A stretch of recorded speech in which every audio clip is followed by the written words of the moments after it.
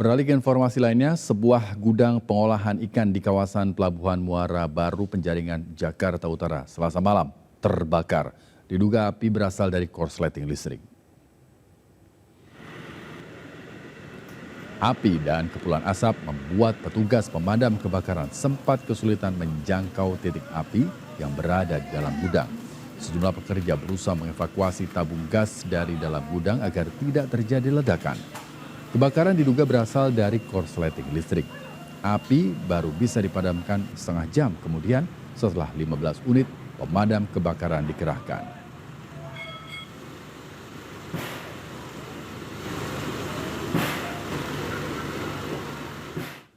Pemirsa, korban selamat menceritakan detik-detik insiden longsor di lokasi tambang emas ilegal di Kabupaten Bone Balango, Gorontalo.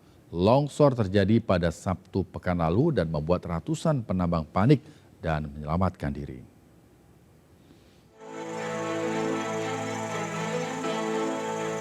Insiden longsor tambang emas di Desa Tulabolo Timur, Kecamatan Suwawa Timur, Kabupaten Bone Bolango, Gorontalo memunculkan banyak cerita dari korban yang selamat.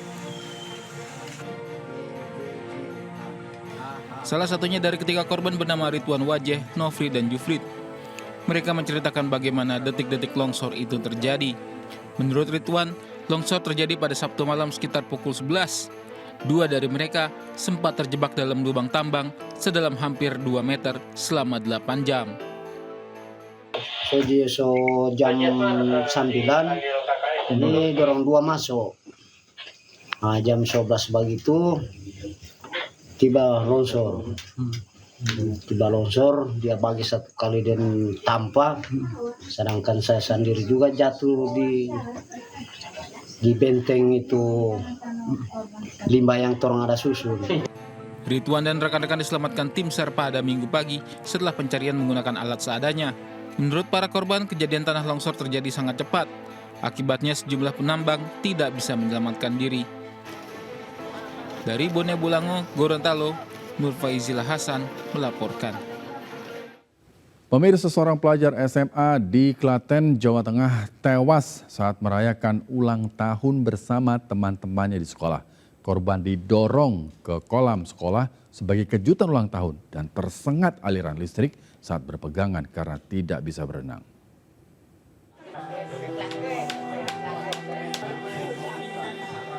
Isak tangis mewarnai pemakaman pelajar SMA 1 Cawas, Fajar Nugroho, yang tewas setelah perayaan ulang tahun ke-18 di sekolahnya. Orang tua serta rekan sekolah korban tak kuasa menahan tangis saat peti jenazah almarhum diiringi paskibraka diberangkatkan menuju TPU Duku, Desa Sanggerahan, Cawas, Klaten.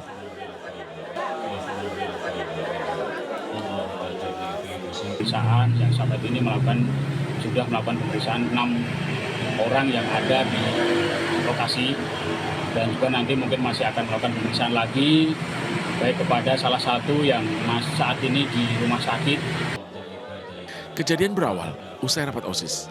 Rekan korban yang mengetahui Fajar ulang tahun memberikan kejutan dengan menaburi tepung dan diceburkan ke kolam sekolah yang dalam. Diduga korban tidak bisa berenang dan berpegangan kabel listrik yang mengalir ke mesin pompa.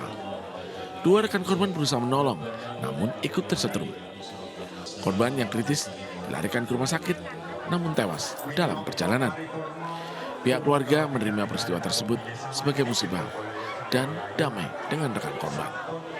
Dari Klaten, Jawa Tengah, Saiful Effendi melaporkan. Setelah dibebaskan, Peggy Setiawan pulang ke kampung halamannya di Cirebon, Jawa Barat. Kedatangan Peggy Setiawan langsung disambut meriah oleh ratusan warga yang menunggu. Peggy sempat bersujud sesampainya di rumah.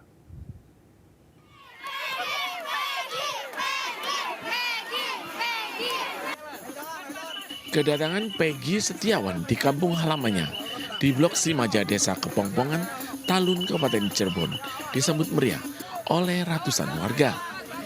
Ibunda Peggy bersyukur bisa membawa anaknya kembali ke kampung halamannya.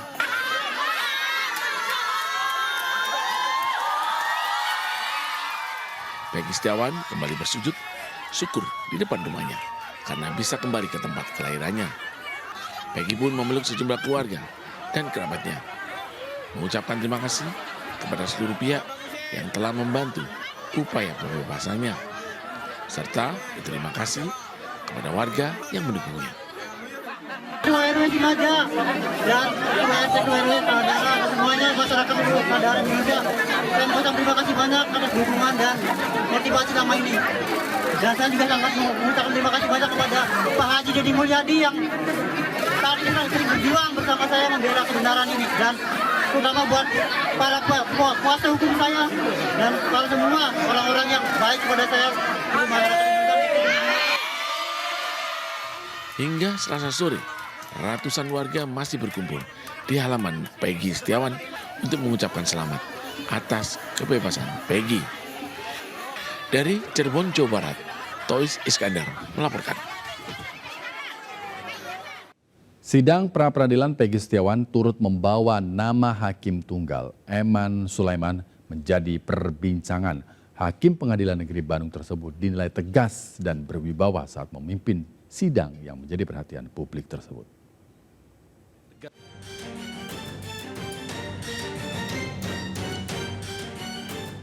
Hakim Eman Sulaiman tak luput dari perhatian publik ketika memimpin sidang pra-peradilan Peggy Setiawan. Eman Sulaiman dinilai tegas dan berwibawa ketika memimpin sidang yang tengah menjadi perbincangan publik tersebut.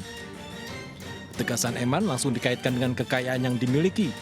Hakim Pengadilan Negeri Bandung tersebut ternyata hidup sederhana.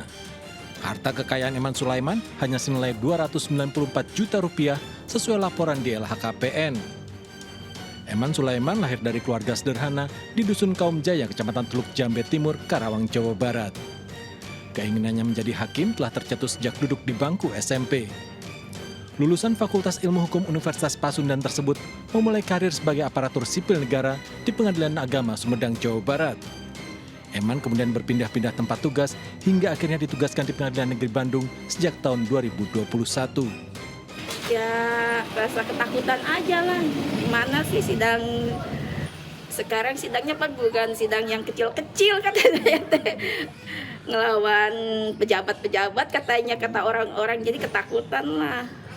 Emang pernah telepon apa tuh Pak Eman sebelum Enggak, dia belum pernah telepon, makanya kata semalam kan dia nelpon. Makanya Pak Eman nggak nelpon dulu, kalau Eman punya rencana sidang sebesar ini, takutnya mama sama bapak kepikiran. Orang tua pun lega setelah sidang pra-peradilan Peggy Setiawan berakhir. Selama sepekan penuh, keluarga besar nonton bareng dan dihantui kekhawatiran bila mana Eman Sulaiman membuat kesalahan dalam putusannya. Dari Karawang, Jawa Barat, Rudi Setiawan, N-News melaporkan. Sebuah rumah di kota Cimahi, Jawa Barat tiba-tiba ramai di media sosial. Rumah mungil di tengah gang sempit memiliki penghuni sebanyak 46 jiwa dari 18 kepala keluarga.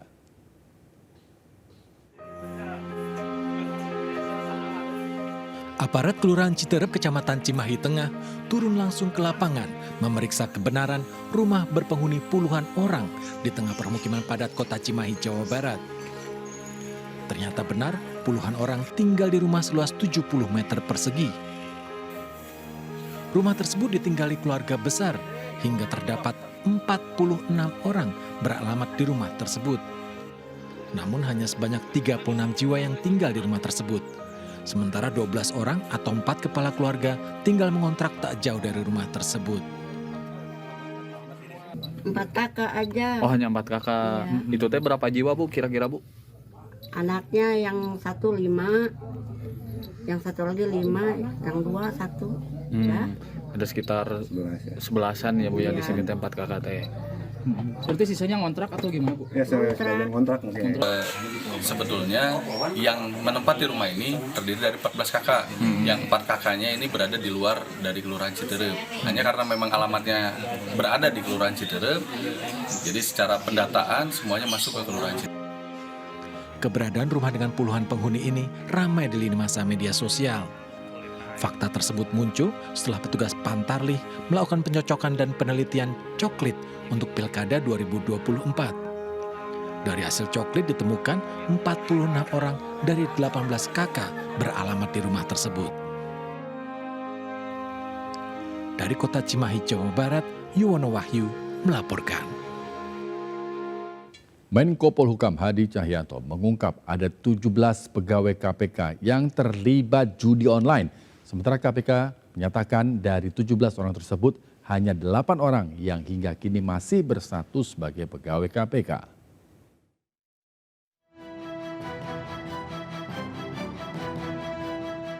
Tujuh 17 orang pegawai KPK diduga terlibat dalam aktivitas haram judi online. Hal itu diungkap Menko Polhukam RI Hadi Cahyanto. Dalam kunjungan ke Medan, Sumatera Utara, Menko Polhukam menyebut 17 pegawai KPK, termasuk supir hingga pegawai urusan dalam KPK, disebut bermain judi online. Nilai transaksinya bervariasi antara 300 hingga 400 ribu rupiah. Para pegawai tersebut diduga baru dalam tahap coba-coba, dilihat dari frekuensi maupun besaran transaksi mereka. Namun sebagian dari mereka kini sudah tidak berstatus sebagai pegawai KPK. Nilai transaksinya kalau saya lihat ya memang bervariasi. Kalau pegawai itu rata-rata hanya coba-coba sekali 3 kali ya. Ada yang 300 ribu, ya. Ada juga yang 400 ribu, bervariasi seperti itu dan mereka bermain sampai dengan 35 kali. Transaksinya tidak begitu besar. Sementara Wakil Ketua KPK Alexander Marwata menyebut dari 17 orang, hanya 8 yang kini masih berstatus pegawai KPK. Pimpinan KPK pun telah meminta inspektorat untuk mengklarifikasi hal ini ke pegawai yang bersangkutan. Ya benar, pimpinan sudah menerima laporan dari Satgas, ada 17 pegawai, tetapi setelah dilihat di data kepegawaian, ternyata yang statusnya pegawai KPK itu hanya 8 orang, yang 9 itu sudah ada yang dicek di kepegawaian bukan pakai KPK, ada juga yang sudah diberhentikan, ya antara lain yang terlibat Kade Emas itu. Ya. Lebih lanjut, KPK menyebut ada 300 transaksi yang dilakukan para pelaku. Nilainya antara 100.000 hingga 300.000 rupiah sekali transaksi. Namun ada juga yang mencapai 74 juta rupiah. Total nilai transaksi yang dilakukan 17 pelaku mencapai 111 juta rupiah. Tim Liputan melaporkan. Pemirsa, Presiden Joko Widodo akan menunda rencana berkantor di IKN pada bulan Juli ini. Penundaan disebabkan infrastruktur penunjang belum siap. Jokowi juga menegaskan pemindahan ibu kota dari Jakarta ke Nusantara menunggu progres pembangunan di lapangan.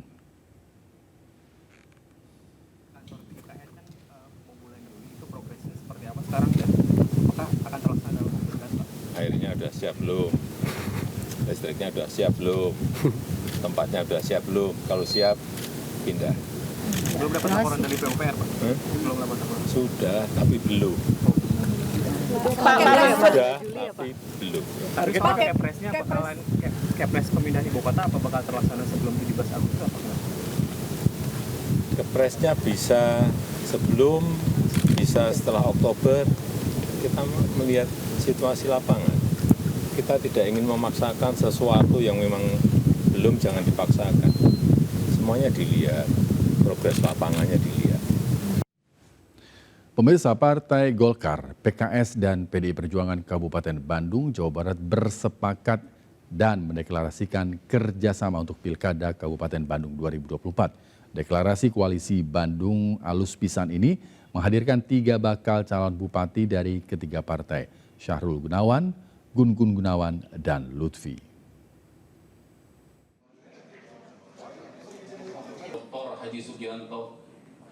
Tiga partai politik bersatu bekerja sama untuk Pilkada Kabupaten Bandung 2024.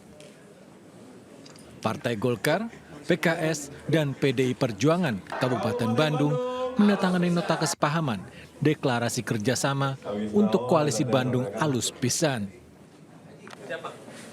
Uniknya, 3 bakal calon bupati dari masing-masing partai politik hadir di deklarasi. Sahrul Gunawan dari Partai Golkar, Gun Gun Gunawan dari PKS, serta Lutfi yang diusung PDI Perjuangan. Memperbaiki apa yang sudah dilalui dan ke depan ingin lebih baik tentu juga menjadi harapan dari Trisula, partai ideologis yang kuat, Golkar, PDIP, dan PKS. Komunikasi yang sudah lama dijalin dan ini seleksinya luar biasa gitu. Kita harus tetap maju, minimal menjadi wakil gitu. Nantinya ketiga partai yang berkoalisi akan menentukan siapa menjadi bakal calon bupati dan siapa bakal calon wakil bupati. Koalisi Bandung Alus Pisan ini akan berhadapan dengan koalisi Kabupaten Bandung Bedas Lanjutkan yang didukung 5 parpol, yakni PKB, Partai Demokrat, Partai Nasdem, Partai Gerindra, serta PAN. Dari Bandung, Jawa Barat, Sofat Endrawan melaporkan. Partai Gerindra memastikan mengusung pasangan Ahmad Riza Patria dan komika Marcel Widianto dalam Pilkada Kota Tangerang Selatan 2024. Partai Gerindra mengaku telah mengantongi dukungan dan rekomendasi dari beberapa partai politik. Partai Gerindra resmi mengusung kadernya Ahmad Riza Patria berpasangan dengan komika Marcel Widianto sebagai bakal calon wali kota dan wakil wali kota Tangerang Selatan, Banten dalam Pilkada 2024. Ketua Harian Partai Gerindra, Sufmi Dasko Ahmad, mengklaim pasangan ini telah mengantongi dukungan dari sejumlah partai politik lainnya dan memenuhi ambang batas 20% kursi DPRD Tangerang Selatan sebagai syarat pencalonan Pilkada. Dasko tidak menyampaikan partai politik mana saja yang memberikan rekomendasi, namun partai politik tersebut tidak hanya berasal dari Koalisi Indonesia Maju atau KIM. Cuma itu bukan cuma komunikasi, kita sudah pegang beberapa rekomendasi dari partai politik. Siapa aja dari KIM atau dari luar KIM? Ada dari KIM, ada dari luar KIM. Sementara yang lain masih kita komunikasikan. Yang mengasih rekomendasi sudah memenuhi 20% atau gimana? Sudah. Oh, udah berarti sudah. Jadi sudah fix. Ya? Sudah fix. Maju. Oke. Dari Pak Riza seperti apa dengan penugasan di Wali Kota? Karena kan sebelumnya beliau menjabat Wagub gitu, Bang. Iya, kalau Pak Riza sebagai kader partai tentunya akan selalu ikut garis dan arahan partai ketika ditugaskan di mana saja.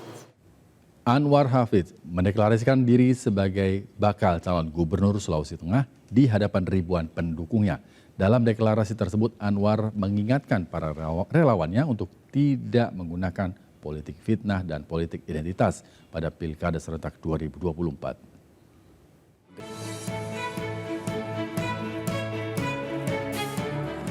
Di hadapan ribuan simpatisannya, anggota DPR RI Anwar Hafidz dan Wakil Wali Kota Palu, Reni Lamajido, mendeklarasikan diri sebagai pasangan bakal calon gubernur dan wakil gubernur Sulawesi Tengah.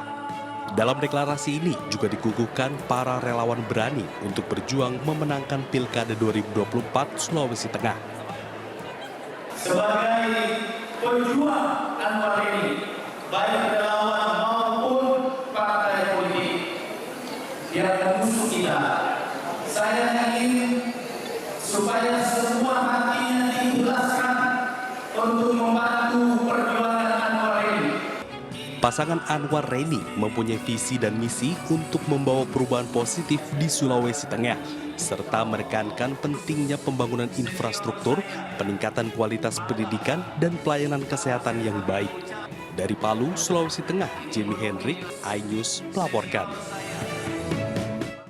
Pemirsa, siapa yang tak kenal dengan Ultraman, superhero ikonik asal Jepang ini menyapa para penggemarnya lewat acara bertajuk Ultraman The Hero 2024. Menariknya, pengunjung bisa bernostalgia dengan pahlawan kesukaannya pada masa kecil.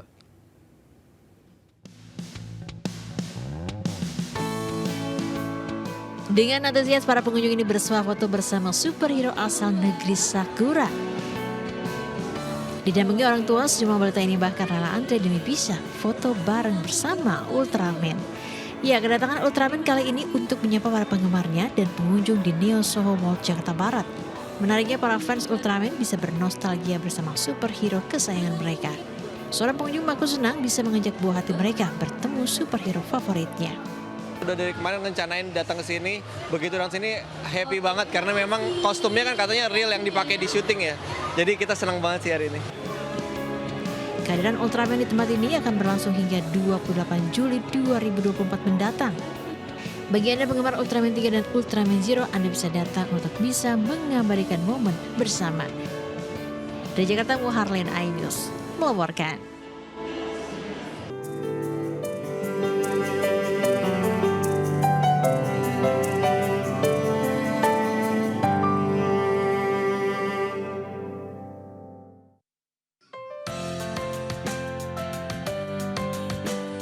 Kesibukan ini terjadi nyaris setiap tahun ajaran baru di sebuah usaha jahit rumahan di kawasan Bakti Jaya Setu, Tangerang Selatan, Banten. Rahmi Sumartini dan suaminya menyelesaikan pesanan seragam sekolah. Dibantu beberapa pekerja, pekerjaan dilakukan mulai dari memotong bahan, menjahit hingga membuat bordir.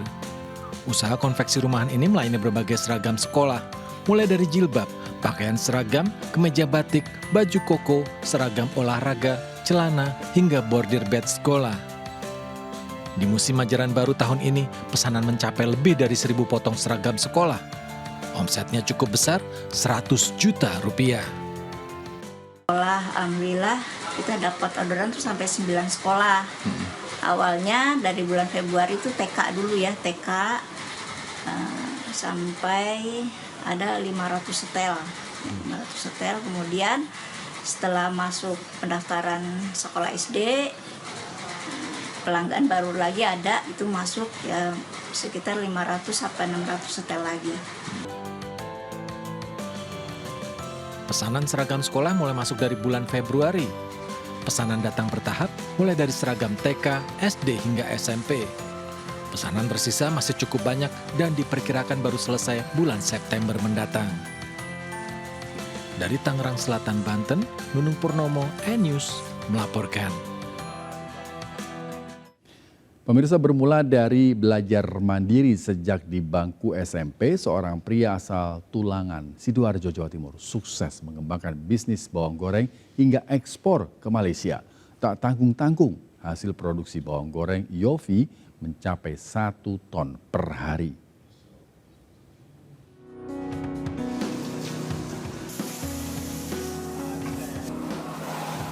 Siapa sangka olahan bawang merah bisa menjadi pendulang rupiah. Ya, di tangan Muhammad Yofi Ardiansyah, warga desa Telasi Tulangan, Sidoarjo, Jawa Timur ini, hasil olahan bawang merahnya bisa mendatangkan pundi-pundi cuan.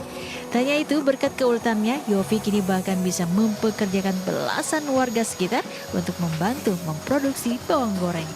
Tak tanggung-tanggung, omset penjualan bawang goreng Yofi mencapai puluhan juta rupiah per bulan. Berkat kepiawaiannya dalam mengolah bawang merah menjadi bawang goreng, Yofi kini bisa memproduksi 1 ton dalam sehari. Menariknya lagi, saya mendatangkan bahan baku bawang merah dari petani di Nganjuk, Jawa Timur. Yofi juga membina kelompok tani desa setempat. Selain memenuhi permintaan masyarakat Sidoarjo, bawang goreng milik Yofi bahkan juga telah dipasarkan hingga ke mancanegara seperti Malaysia. Kita sudah masuk di swalayan atau pasar tradisional juga. Alhamdulillah untuk tahun ini dan tahun kemarin kita sudah memasuki pasar ekspor untuk ke Malaysia. Kapasitas produksi untuk saat ini satu hari sekitar 1 ton. Bahan baku kita banyak dapat dari Nganjuk dan kita ada beberapa petani binaan di Nganjuk. Ya, beli bawang goreng itu buat tambah sedap gitu mas. Terus sama juga buat masak-masak di rumah itu kalau tambah bawang goreng lebih sedap. Beli langsung di sini kan kita juga terjangkau waktunya, terus nggak ribet kan karena juga banyak yang dikerjakan, lebih efisien. Harga bawang goreng buatan Yofi bervariatif, mulai dari Rp85.000 per kilogram untuk jenis premium, Rp65.000 per kilogram untuk jenis medium, dan Rp40.000 per kilogram untuk kemasan ekonomis. Dari Sidoarjo, Jawa Timur, Pramono Putra, iNews melaporkan. Rindu melihat alam pegunungan yang mempesona, kami akan mengajak Anda menikmati eksotisme negeri Kayangan di Magelang, Jawa Tengah. Menariknya, selain menyuguhkan bangunan kastil seperti di negeri Eropa, Pengunjung juga bisa menikmati kesejukan dan keindahan alam dengan latar Gunung Merapi dan Merbabu. Dan berikut liputannya untuk Anda.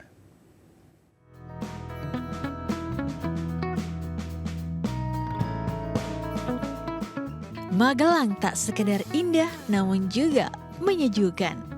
Ya, inilah yang bisa Anda rasakan jika berkunjung ke objek wisata Negeri Kayangan di Desa Wonolelo, Kecamatan Sawangan, Magelang, Jawa Tengah. Selain menyuguhkan pesona perbukitan sesuai namanya Negeri Kayangan, juga menawarkan cantiknya pemandangan alam kota sejuta bunga. Berada di ketinggian 1.400 meter dari permukaan laut, menariknya tempat ini juga menyajikan kastil dengan latar belakang pegunungan Merbabu bak di negeri Eropa. Suasana asri ditambah hawa sejuk dan banyaknya spot-spot foto menarik membuat pengunjung betah berlama-lama menghabiskan waktu bersama keluarga atau kerabat.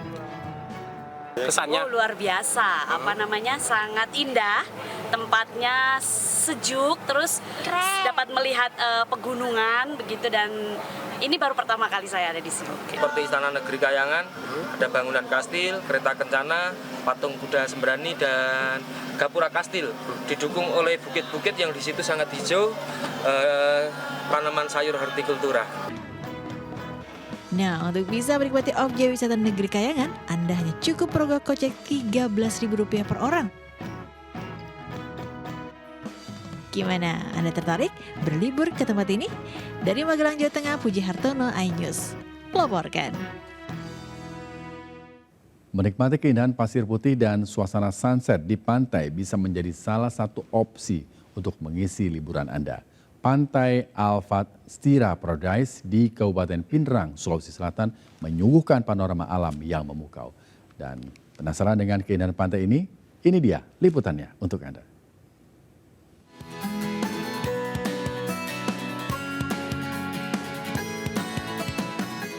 Deburan ombak yang tenang serta pemandangan pasir putih yang elok membuat siapa saja enggan beranjak dari pantai ini.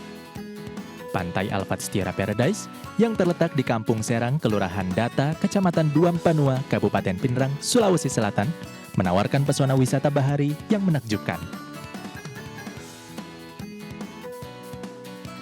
Selain menikmati deburan ombak dan hamparan pasir putih, Anda juga bisa menikmati nuansa syahdu sunset di waktu senja.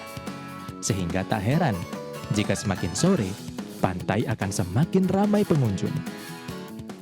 Karena di sini tempatnya aman, nyaman, pantainya juga landai, nggak langsung dalam, ombaknya tenang, anginnya, sunsetnya pun dapat di sini. Terutama pantai, sunsetnya bagus, dan warganya welcome buat pendatang dari luar. Harga tiket masuk yang ramah di kantong, yakni Rp10.000 per orang, membuat pantai ini menjadi tujuan wisatawan saat akhir pekan. Dari Pinrang, Sulawesi Selatan, Erwin Eka Pratama melaporkan. Dikenal sebagai kota penghasil petis udang, aneka kuliner berbahan baku petis banyak sekali ditemui di Sidoarjo, Jawa Timur. Salah satunya tahu tek yang kini masih banyak dicari pecinta kuliner. Sebuah warung tahu tek legendaris yang berdiri sejak 23 tahun silam, hampir setiap hari ramai pengunjung dan bisa menjual sedikitnya 100 porsi tahu tek per harinya.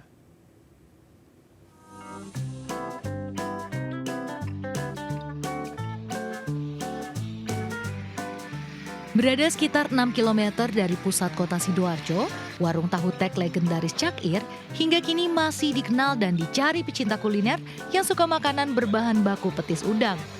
Buka jam 3 sore hingga jam 11 malam, hampir setiap hari warung tahu tek ini ramai pengunjung dari berbagai daerah. Berbahan baku tahu, kentang, lontong, dan bumbu petis udang, siapa yang tak kenal kuliner tahu tek? Namun, tahu tek Cakir menjadi salah satu kuliner legendaris di Sidoarjo ini memiliki rasa yang berbeda dibanding tahu tek pada umumnya. Dengan bahan petis udang yang diramu dengan bumbu rahasia, membuat tahu tek legendaris ini memiliki rasa yang khas. Meski berbahan baku petis dengan bau udang yang khas, namun siapapun yang merasakan dan makan tahu tek ini tidak merasakan bau menyengat setelah menikmatinya. Dilihat dari proses pembuatannya, hampir sama dengan pembuatan tahu tek pada umumnya. Tahu dan kentang yang telah digoreng dipotong kecil-kecil bersama lontong, kemudian setelah diberi toge, atasnya ditaburi bumbu berbahan baku petis udang, kacang, garam, dan cabai yang telah diolah, serta dicampur menjadi satu. Ini kaldunya kental, gurih-gurihnya gitu saat dinikmati. Ya di mulut habis dimakan nggak bau apa ya, nggak bau bawang putih, nggak bau petis gitu. Gitu ya. Emang petisnya beda ya Om, rasanya Om? Kayaknya beda. Pastinya tes petisnya itu. Gitu ya, petisnya beda Pak ya? Ya kita olah dengan sip lah. Untuk pakai telur kita kasih 17.000. Yang tanpa telur 14. Anda penasaran ingin menikmati tahu tek legendaris? Mampir ke warung tahu tek Cair jika berkunjung ke kota Sidoarjo. Selain enak, harganya pun ramah di kantong. Dari Sidoarjo, Jawa Timur, Pramono Putra melaporkan.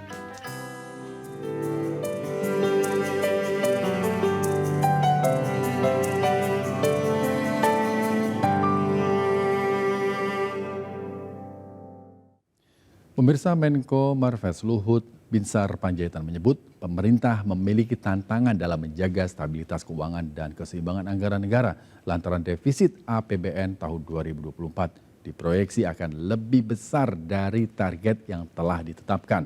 Mulai 17 Agustus mendatang, pembelian BBM subsidi akan dibatasi karena dinilai selama ini tidak tepat sasaran.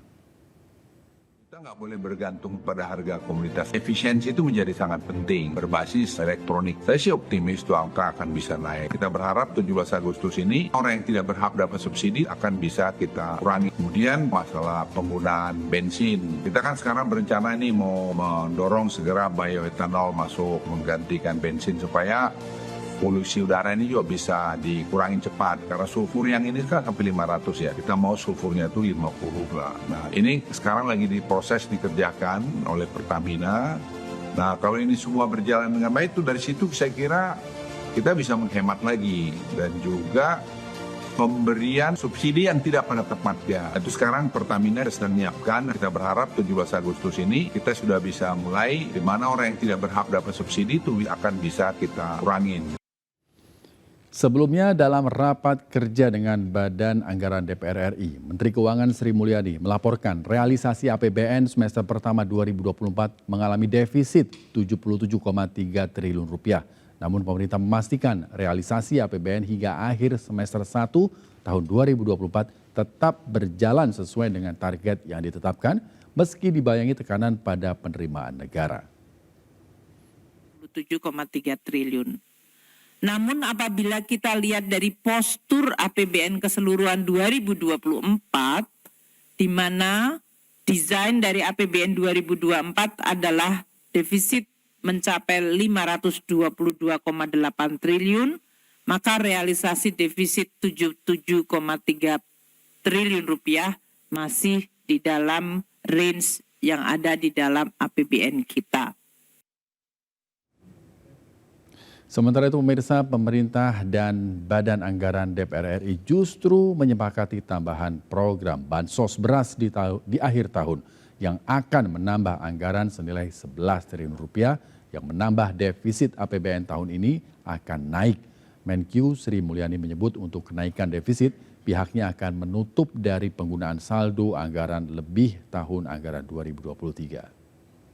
Berikan dukungan dan persetujuan seperti pertambahan dari bantuan sosial untuk beras, ayam, dan telur untuk 3 bulan tambahan di semester kedua, tambahan pupuk untuk belanja pupuk subsidi, dan juga realisasi dari pinjaman luar negeri.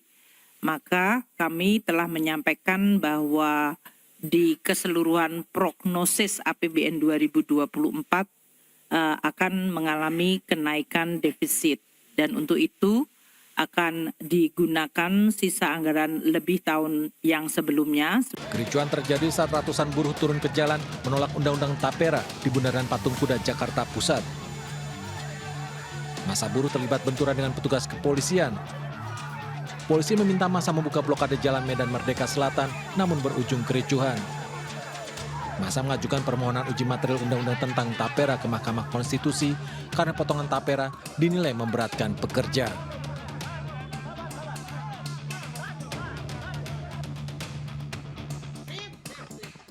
Seorang selebgram asal Pati, Jawa Tengah berinisial DW, 19 tahun, ditangkap aparat Polrestabes Semarang atas dugaan mempromosikan situs judi online. Mahasiswi sebuah perguruan tinggi swasta di kota Semarang ini mengiklankan situs judi online melalui akun Facebooknya dengan imbalan Rp2 juta setiap bulan.